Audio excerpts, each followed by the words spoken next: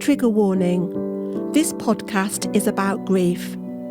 Whether you are newly bereaved or whether you have been stuck in grief for years, I do hope this podcast brings you some comfort. Grief is such a universal experience, but we all do it differently. This podcast is not about fixing you or forcing the healing process, because there is no cure for grief. It can only be absorbed, experienced, loved and cared for. So whether you are doing it privately behind closed doors, or like me, you are kicking and screaming your way through, let's support each other. This is a safe space where we can come together and share experiences. My hope is that this podcast shines a light on your path and gives you the strength to navigate your way through the grieving process. My name is Louise Bates, and I'm so pleased we connected. I'm looking forward to interviewing people who have also walked this path to find out what worked for them, in the hope that it helps you too. I'm sending you so much love and support, and I look forward to sharing this crazy journey with you. Hello and welcome to this episode of A Gift for Grief. And today I am delighted to be speaking with an award-winning life and death coach. So my guest today is Jane Duncan Rogers, who helps people prepare well for a good end of life. Jane has been in the field of psychotherapy and personal growth for many years. She is the founder of Before I Go Solutions, and she is dedicated to educating people about dying, death and grief. She is also a published author, and she has an amazing TED Talk which I highly recommend my listeners check out. So welcome, Jane. Hi, thank you. Great to be here. Now, did I miss anything out? You were a very busy lady. Yes, I was just listening to that and thinking, gosh, yes, that's all true. And how I got into this is I wasn't really aware of anything to do much with life or death, until my husband died, which was in 2011. And it was as a result of everything that happened to me after that I wrote my first book, which was Gifted by Grief, so very appropriate for this particular podcast. Yes. And readers' response to that is what led me to start Before I Go Solutions, where we're helping people to actually get their end-of-life plans done instead of just thinking it's a good idea to do and then not doing anything about it, which is unfortunately what most people do. Yes, yeah. So you also trained with Louise Hay, didn't you? I did. This was way back in 1990. I was really lucky to be able to train with her on what turned out to be her last training course for people to become study group leaders of her famous book, You Can Heal Your Life. So I did do that training. And then in 1992, I was running courses myself, the first person in the UK and Europe to do so. And it was wonderful. I did that for quite a few years. Well, I've read all her books and I've listened to many of her online talks, and she has probably been my biggest teacher, but I never got to meet her in person, so very jealous. She was amazing. It was amazing. You're absolutely right. Yeah. You know what? She had a lovely blend of practicality and spirituality that really went together, and it really appealed to me because I think I have that sort of same blend, I have a foot in both camps sort of thing. Yes. And she was very inspiring, wonderfully inspiring woman. Yeah. So perhaps we could start then, Jane. Could you sort of take us back to that time when, you were married and then your husband was diagnosed with stomach cancer? If you can take us back to that time and tell us how it panned out and how you got into what you're doing now with your work. Yeah, it was, he was diagnosed out of the blue. We had no reason to suspect that he would have anything as serious as that. And but initially there was given treatment and a successful operation to get the cancer out. He had a good prognosis, but unfortunately, after the first lot of chemo, he had the operation, but it didn't work. The operation didn't get everything out. So we knew we had a matter of months when we knew that it was only going to be a matter of months. And in that time, I received an email from a good friend of both of ours with a whole long list of questions in it. Things like, what are your things that I needed to ask Philip before he actually died. So things like, what are your passwords? What kind of coffin do you want? How do you want your body dressed? I mean, really practical things. Now, she had to send that email 3 times before I actually sat down with Philip and answered the questions, because I didn't want to do it. I really did not want to do it. It was a bit too much in your face. But here's the thing, it was quite amazing. We had a good time doing it. We were sitting up in bed one Saturday morning. He was still relatively okay. I had the laptop. I created a document. I asked him the questions. We discussed them, and I put down his answers. And then, that was it. We didn't refer to it anymore. We didn't need to. And goodness, I was so glad afterwards that we had done that. And the very first benefit I had from it really was when we had the funeral director come to the house after Philip had died, and one of the questions he asked me was, how do you want him dressed? And I knew the answer. Oh my God, it was so nice to know the answer, because we talked about it, and Philip had told me he wanted to be dressed in his dressing gown. Now, I would never have thought about his dressing gown, but as soon as he said it to me, I knew, because his dressing gown was one that I had made for him, and I knew he really loved it. So it was really nice to be able to say to the funeral director that that's what it would be. It gave me a tiny, tiny bit of comfort knowing that Philip had known that I would say this at this time, and it did make a huge difference, because it was another decision that I didn't have to make, Yeah. Perhaps many of your listeners will have experienced this. They will know what I'm talking about, but my God, does it really knock you sideways? I mean, and that's mildly, putting it mildly. I had trained as a counsellor. I had trained and I had worked with bereaved people. I knew quite a lot about it from a professional point of view, but I was all over the place when he died. The intensity of the feelings was like something I never experienced before, and all sorts of feelings as well. I mean, really, well, you'll know what I'm talking about as well, obviously, but you just don't know until it happens, do you? No, you don't. It's really difficult to sort of explain to somebody what grief is, and it's different for everybody, isn't it? Yeah. Grief is unique to each person, but yeah, you can't really put it into words, the rawness. And even though your loved one is dying, Philip had a diagnosis, you knew it was coming, it's still a shock when it happens, isn't it? You're never prepared. No, I know. I was like, I think I was still in a state of shock for at least 6 months, if not a year afterwards. There would still be times when I would go, hang on a minute, how could this have happened? Yeah. There was a part of me still not fully able to believe it. And I know it's not like that for everybody, but that's how it was for me. And we had known it was going to happen. So Yeah. So it helps you knowing the answers to many questions after he died. You knew what he wanted. Is this what helped you to found Before I Go Solutions? yeah, well, how it happened was that because I'd already been a writer, I was already working as a coach before he died, and I had a blog. I had people following me, and so I was writing about all that was happening to us, obviously. And so I knew that at some point I would need to write about this big thing that had happened. And that did happen about 2.5 years later. And I published Gifted by Grief, my first book. And in it, I wrote about this chapter, about these questions. And this was the chapter that people responded to.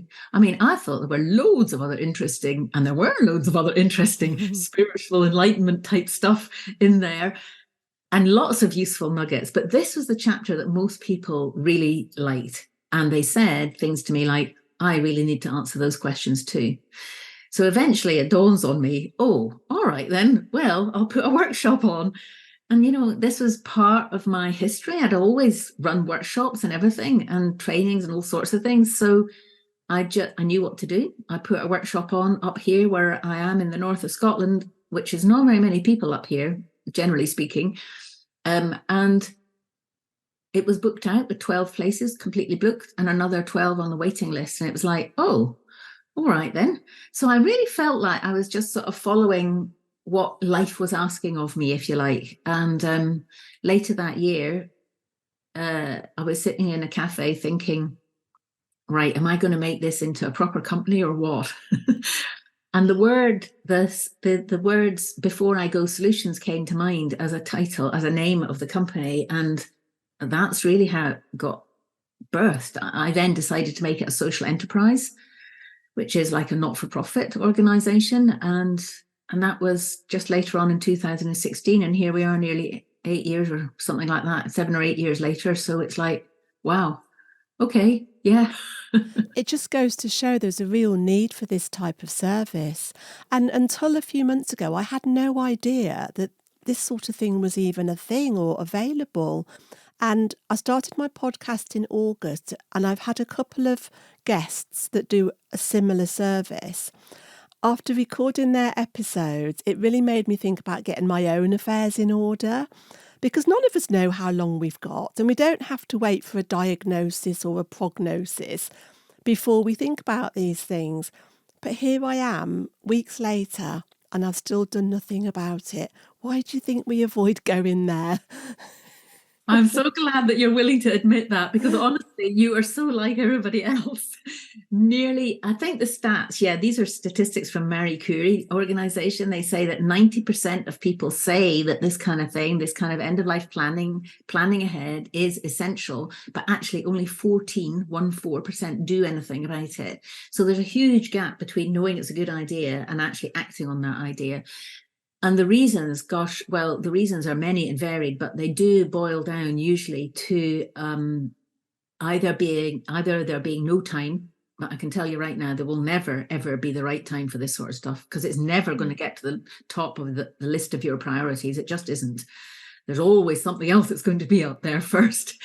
But secondly is another one is superstition. People think that if they think about this, even think about it, it will make death come sooner, which, by the way, is not true. But anyway, it is one of the things. But also that mostly there's different forms of fear about it, like afraid that if you mention it to somebody, because it's quite hard to plan for your own end of life without talking to other people in your family or your friends. If you mention it, you don't know how they're going to take it. You don't want to offend people. You don't want to cause pain to somebody. Maybe it's so overwhelming, the thought of it. It's just like too much to do. So therefore you don't do anything at all. It's really common. It does require a decision. It's a bit like going on a diet. They don't work unless you make a decision to do it properly.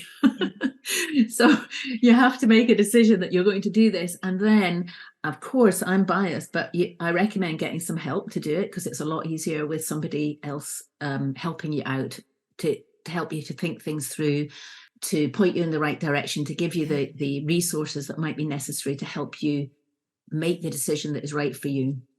Yeah, I think working with somebody like you will know the right questions to ask, because sitting here, I think, well, where do I start? It's so difficult, isn't it? But if you want to support someone else with their end of life plan, maybe a loved one, how do we start that conversation? How do you start the conversation? It's a really difficult one, isn't it? Yeah. I always talk about the 3 C's of having a good death conversation. And the first one is that you need to have courage. There's got to be one person with a bit of courage. Now, I did write a second book, Before I Go, The Essential Guide to Creating a Good End of Life Plan. And there's a whole chapter about that, about having a conversation in this. So if anyone's interested, they can explore that a bit more. But the first C is courage. Yeah, it is a courageous conversation still to have. So somebody has to have the courage. The second thing that you need, though, is the second C is context. You need to have a context. You can't just sort of arrive at the dinner table and say, so how do you want your body to be dressed then when you're in a coffin? It just doesn't work. I mean, I'm sort of being facetious here, but you get the point. But what you can say is, I was listening to this really interesting podcast the other day about blah, blah, blah, and it made me think about whatever it made you think about. And then you might share something with your friend or your family member or whatever about what it was that you were thinking. So then it's natural to ask them what they would think about that. And there you get a little piece of information that might be really useful. And then the third C is what I call a death chat. That's the C is the chat bit, because we think and by that I mean humanity, really, generally speaking, certainly in the Western world, tend to think that a conversation like this has to be really sort of macabre and gloomy and dark and to be avoided at all costs. But as I discovered with Philip, when we were answering those questions, it doesn't have to be like that at all. It can actually be quite light, quite creative. It can even be humorous. Because remember, when you're having a conversation about this, for the most part, it's a theoretical conversation. Unless you're speaking to somebody who's very close to the end, it's still in theory that, of course, we all know that we are going to die one day, even if we don't want to face up to that idea.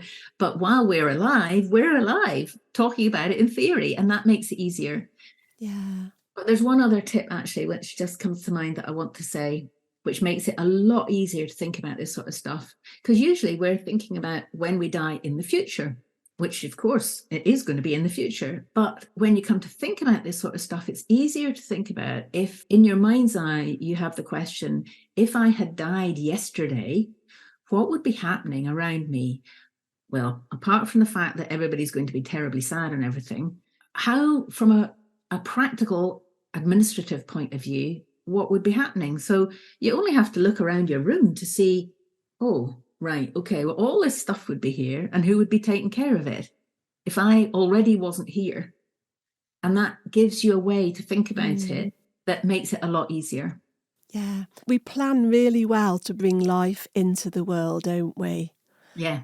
And we just need to normalise planning well for exiting this life as well.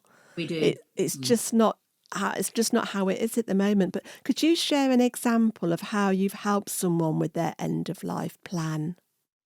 Yeah, so what we do now is we focus on training people to help others do it. But when I started off, it wasn't like that. So, for example, I was working with a small group of people here locally, weekly. I think it was probably 6 or 7 weeks. And there was one woman in there who was doing it for herself, but she was also doing it on behalf of her parents, but her parents didn't know anything about this.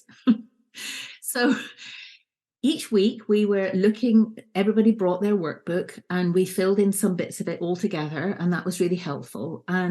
But she had a particular challenge, which was, how am I going to talk to my parents about this? How can I tell them I've got one? I don't even know if they've got a will. And her parents were in her 80s. So this became a family affair, if you like. And in the group, we were able to help her pluck up the courage to help her suggest what she might say to them. And even though she was literally in tears with fear at the thought of doing this, which is understandable, it's never been mentioned, she went away determined that she would come back the next week having done something about this. And she did. She came back the next week. She had a big smile on her face. And what had happened was she had told them that she was going on this course and that she had some homework. And the homework was to ask them if they had a will. Excellent plan. So although the course, yeah, exactly. So although she was doing the course for herself, which she was, a large part of it was finding out what was going on for her parents. Now, here's what happened with the parents. They both breathed a sigh of relief because they had been wondering how on earth to broach the subject with their daughter. Now, this is not unusual. People think about this thing but are scared to bring it up. So it's like, that's when it becomes like the elephant in the room, which I talk about in my TEDx talk. Alongside the practicality of answering the questions and filling them in the workbook and all that, here was this other piece that kind of actually helped the whole family. And that's why it's such rewarding work as well. Yes, yeah. It sounds amazing. Now, if I want to get one of your books to help me sort out my affairs and start planning, which one would I go for? Well, it depends what really suits you best. At our website, which is beforeigosolutions.com, you can get access to my book that I mentioned before I go, which is simply a book, but I've written it. You can get it on Amazon. I've written it in such a way that if you're the kind of person who will put into practice the exercises in a book, then that's all you need. You don't need anything else. However, caveat here, if you know that you're not that kind of person, or if you think you would like to be that kind of person, but you also secretly know that you're not, then that's not the best thing that I suggest. you can go to the website, and in the shop you'll see that there are different combinations of various things to help you. So you can get a workbook to go along with the book, which that might help because it's easier putting everything down in one place. Or we have an online course, the Before I Go method, which you can do if you like online courses. That can be done just by yourself. Although I'm not sure that I totally recommend that, because usually people need a bit more help, in which case we have a whole lot of facilitators now around the country and abroad who can be reached out to via the website to get help, either one-to-one or in a group, to actually get the things done, because that's the main thing. It's one thing having the conversation, the 3 C's, and doing the conversations, but it's another step to get the results of those conversations written down. And the reason that that's important is because people remember things in different ways. And when you put grief into the mixture as well, which really discombobulates everything, it can be still be a breeding ground for distress and arguments and disagreements, which, sometimes last years. And it's so unnecessary if we could only, take care of this beforehand. Yeah, communication is the key, isn't it? Absolutely. So how can people find you, Jane? What's your website? And I will put it in the show notes. That's fine. Yeah, if you go to beforeigosolutions.com, you'll find everything there, all the courses. There's some free stuff that you can sign up for that will get you started. And there's ways to get in touch with people who can help you. You can get in touch with me there as well. And we have various different products for sale on the website as well. That's fabulous. Thank you. Now, you have had your experience of grief with Philip, and which you talk about in your TED Talk. What helped you to navigate your grief journey in those early days? Yeah, it was, I was thinking about this because one of the things that I've always done since I was in my early teens was to journal, to use a journal to write things down. So journaling was really important, although it wasn't, I must say, during that time, it was not nice, neat journaling. It was, great, big, messy, very angry, shouty type writing. I mean, I wouldn't even call it writing. So that was helpful. And actually expressing things in color, and I wouldn't call it art, but maybe making marks. That's not something that I did after Philip died, but I had done it earlier on in my life when I discovered that we were not going to be having children. That's a whole other story, but I was not going to be having children, and there was a grieving process to go through. Yes. And I used a lot of artwork at that point. Making marks with color, I would call it. That was pretty angry too, actually, now I recall. But anyway, so the journaling was important. But also, I gave myself permission to feel whatever I was feeling. I remembered a thing that Louise Hay said. She said, very famously, what you feel, you can heal. Yeah. What you feel, you can heal. You'll recognize that. Yeah. And it was the one thing that I held on to in this kind of sea of stormy emotions. And I just knew that I mustn't try and censor any of it. Now, that did lead to some interesting situations where, for example, I would go to a meeting and then have to leave 5 minutes later, or I would arrange to do something with someone and then realize that I couldn't at the last minute, But I really knew that I had to honor myself in this. So allowing the feelings to be felt. So that a bit later on, I discovered a way of thinking about this that really worked. I called it front door, back door thinking. So, because emotions come when you're grieving, emotions come to the let's say to the outside of your house, like your body is your house, and they come knocking on the door. And when you don't want to see them, what you tend to do is pull down the blinds, shut the curtains, lock the door, don't let them in, because you don't want them, understandably. Yeah. However, the trouble with that is that they get in anyway. They seep in under the ground or through the vents or whatever it is.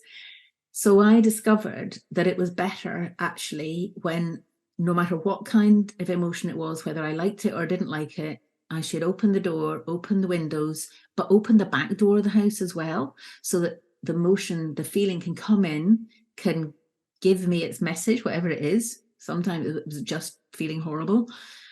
But then it can leave again, because there's one thing about feelings is they always change. Yeah. Unfortunately, the ones that we like, they change too. Yes. They don't Yeah. stay. Nothing stays. But I did find that way, that image of thinking about it with the front door of the house open and the back door of the house open as well, so that things can easily pass through. That was helpful as well. I like that. And you talk about that in your TED talk as well, don't you?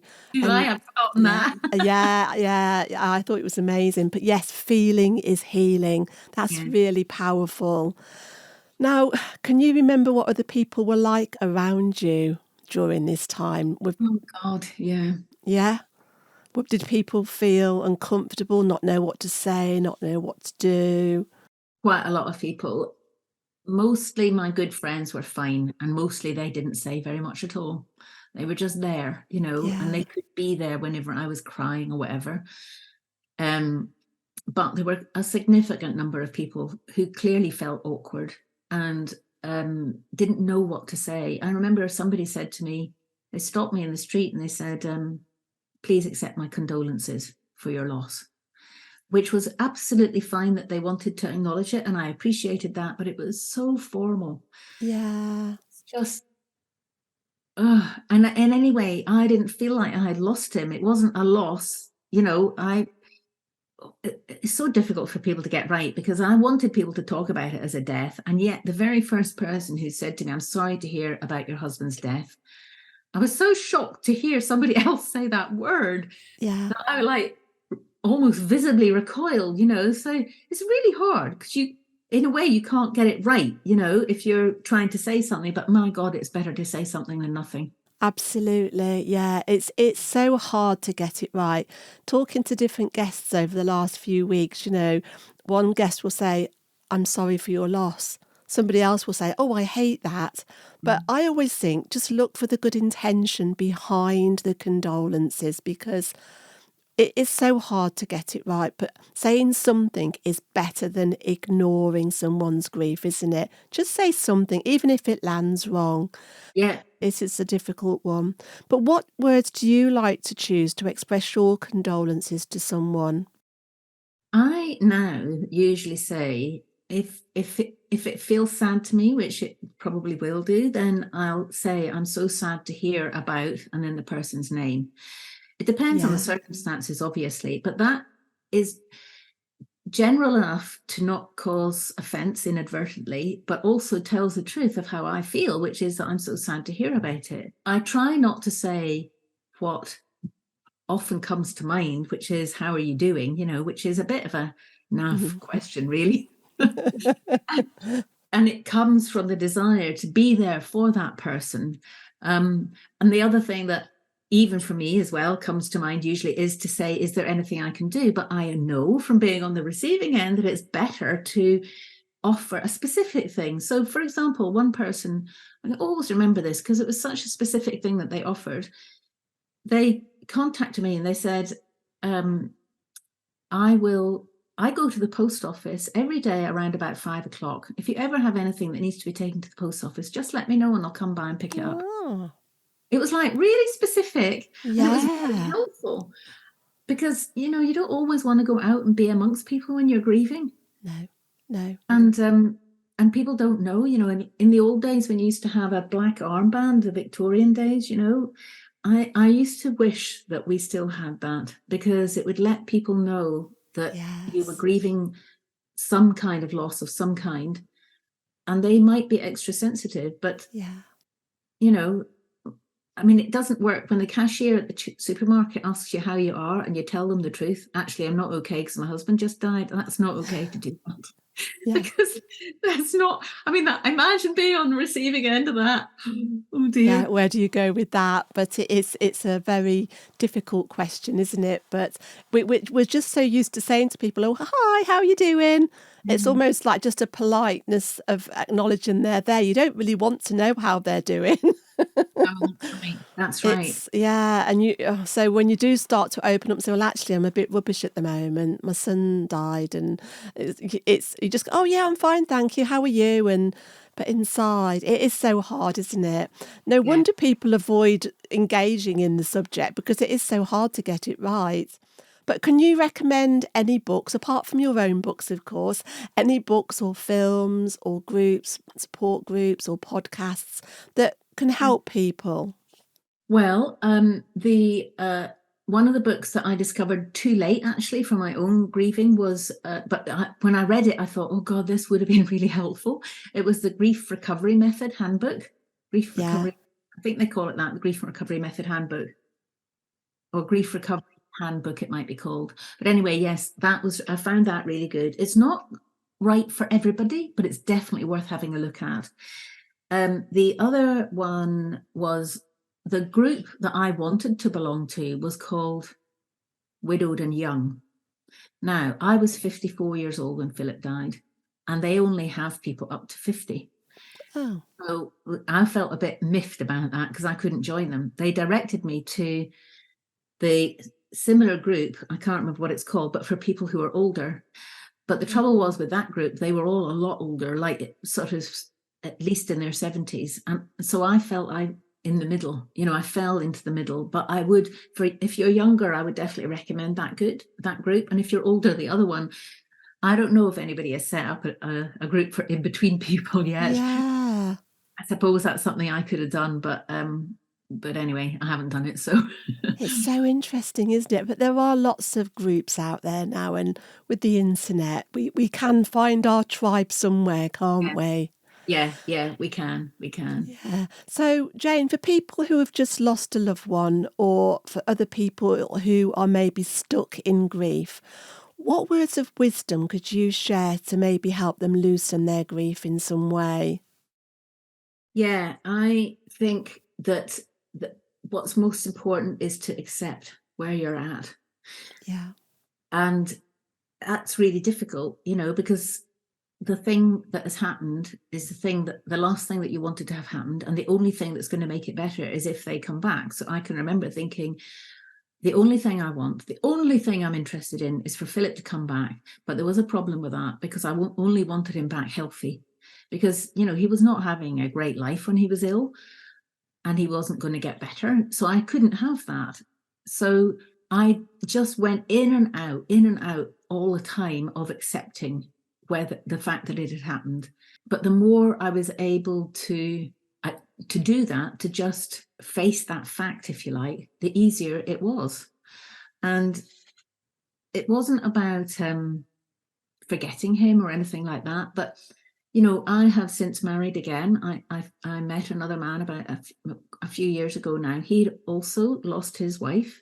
So you can imagine what our first date was like. We talked about death all the time. But actually, we talked about death. We talked about our dead spouses. It was wonderful.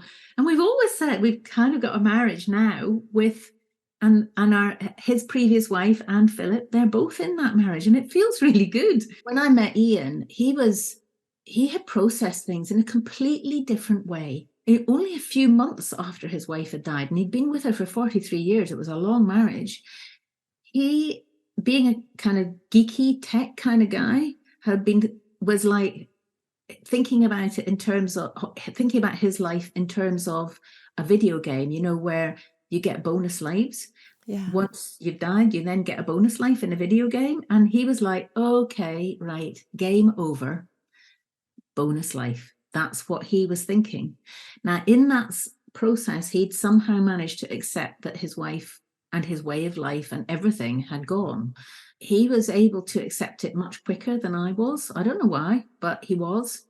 But I saw a gift in that if you're able to just admit really that it has happened and be with the feelings that then brings, that's helpful. Yeah. Yes, yeah. Where would you say you are now in your grief journey? Well, I'm not grieving, definitely not grieving anymore. There will always be a special place in my heart for Philip. And I still call Ian my new husband. I still sometimes call him Philip. Really? Yes. Fortunately, we can laugh about that. Yeah.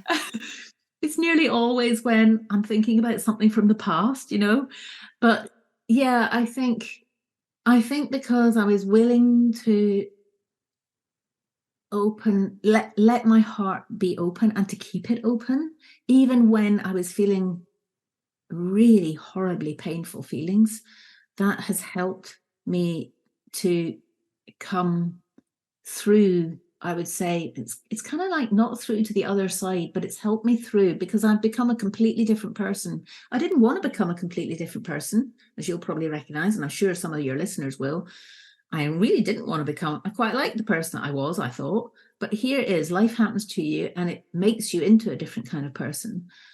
Um, but within 2 or 3 years, I'd already realized that Philip's life and death had been a gift to me, actually.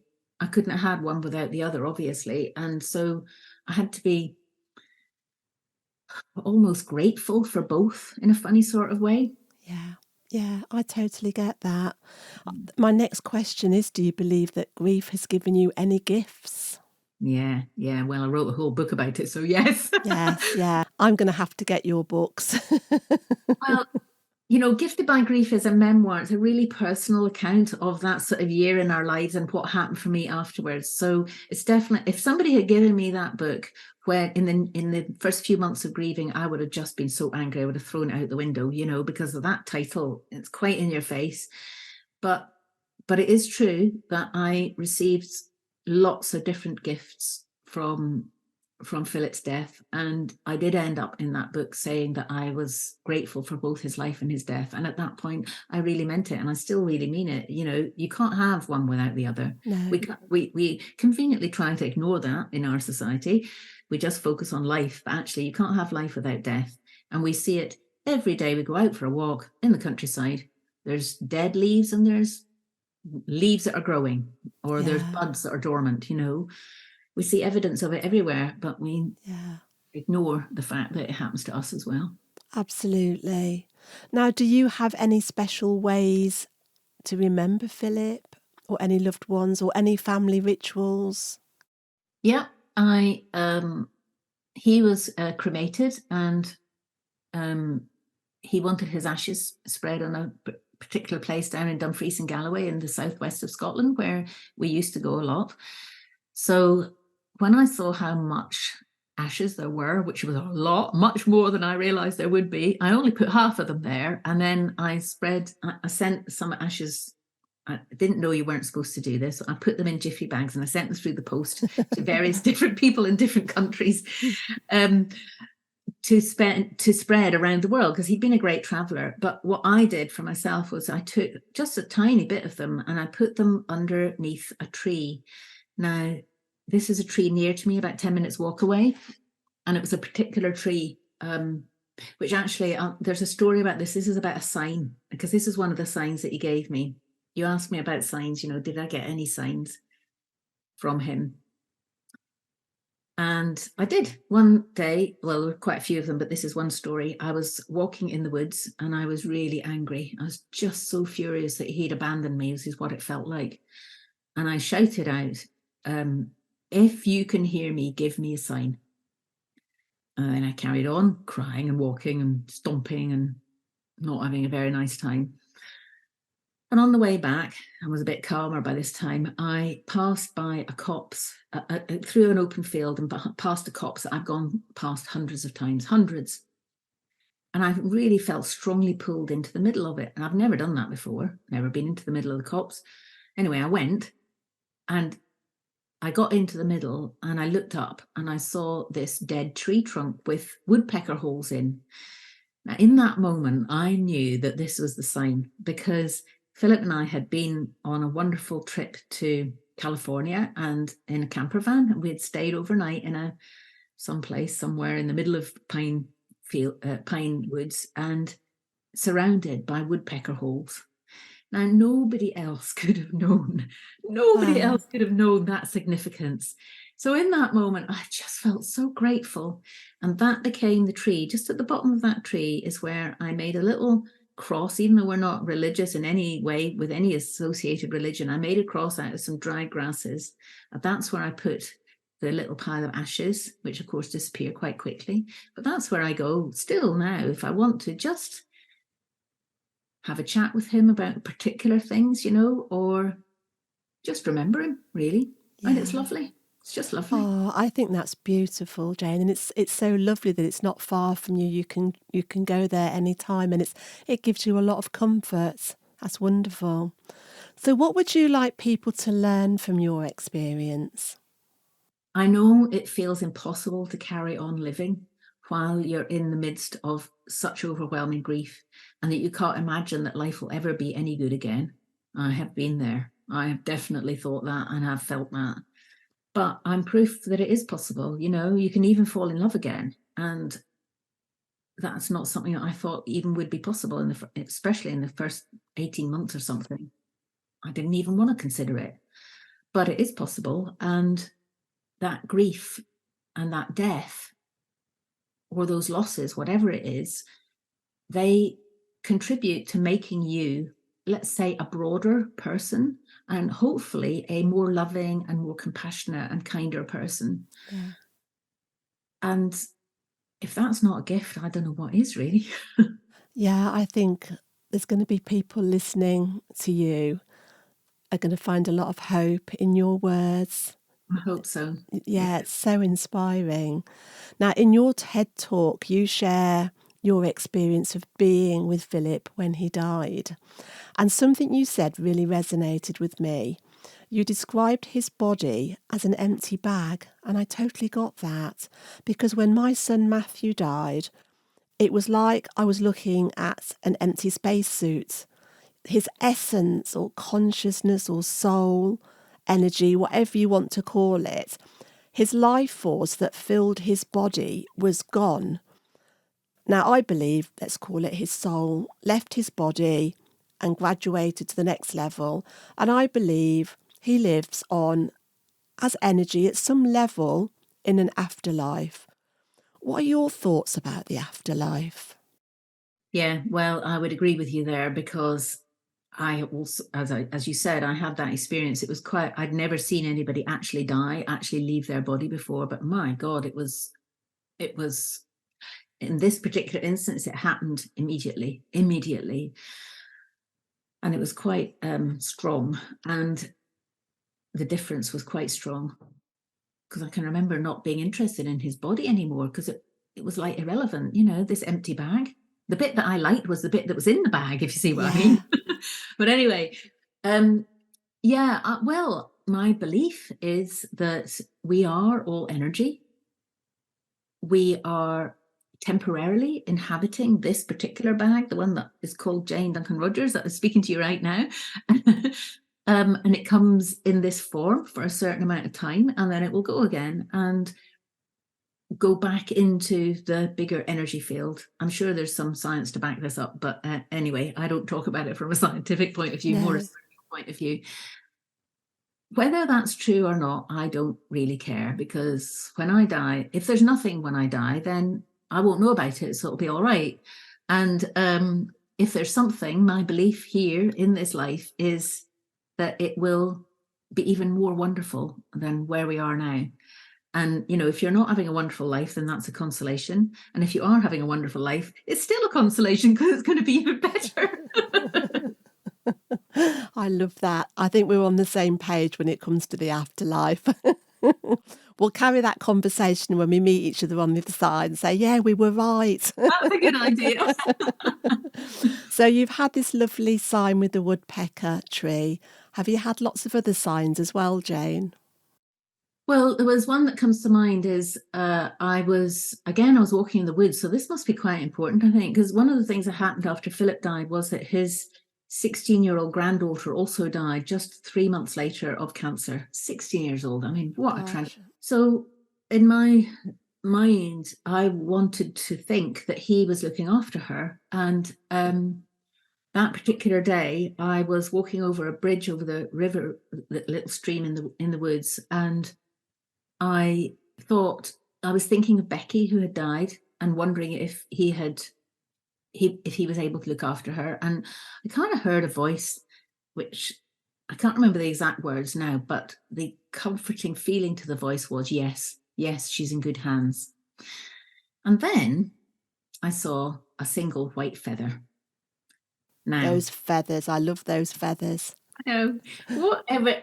I don't care whether your belief about a white feather means that there's somebody from the afterlife is communicating with you or not. I don't care whether that's a true belief or not. It doesn't matter. If it's something that you believe and it brings you comfort, then that's what matters. So for me, that was an affirmation, if you like, that actually Philip and Becky were together, out of their bodies, and okay. Yeah. And that felt really good. So I'm choosing, if you like, to believe that. Yeah. Whether or not I heard that voice or not, who knows? I don't care really so much about whether this is true or not, or right or wrong or whatever. I think what's important for anybody is what it is that brings them comfort. And that's the important thing. Absolutely. And I think if you tend to be a bit more open-minded to these things, you're more likely to notice them. If you're completely closed to it, they could be happening, but it's not on your radar. Exactly. So, yeah. So, Jane, if you could give Philip a message today, what would you say? It would be a great big thank you. It would be a great big hug if I could hug him, but it would be a great big thank you for both his life and his death. And, he had a thing where in this life, he was a great spiritual seeker, and what he was disappointed about towards the end of his life was that he hadn't managed to get enlightened. I mean, quite a tall order that, but anyway, that's what was happening for him. But I feel like his death has given me so much openings in that sense to to other lives, to a bigger sense of who we really are. And that's the other things that I talk about in Gifted by Grief, really, that's why I can only be grateful for both his life and his death. And that's what I'd be saying to him now. And I'm pretty sure he's got a big smile on his face up there in heaven, if you believe in heaven, wherever he is. He certainly was a big gift for you. And I think we'll end the podcast there on such a beautiful note. So thank you very much, Jen. I'm off to buy your books now. Thank you very much. That's wonderful. Thank you. Okay, it's a pleasure. Thank you for listening to this episode of A Gift for Grief. Please feel free to share it with your friends and family, and let's encourage others to become more grief literate. If you're struggling with your grief or worried about your mental health, please do speak to your doctor. If you would like to join me on my social media groups, check out the show notes for all the links, and I look forward to connecting with you next time. The music on this podcast was written and recorded by Matthew Bates and can be found on his 2 albums, Fight Back and Kaleidoscope.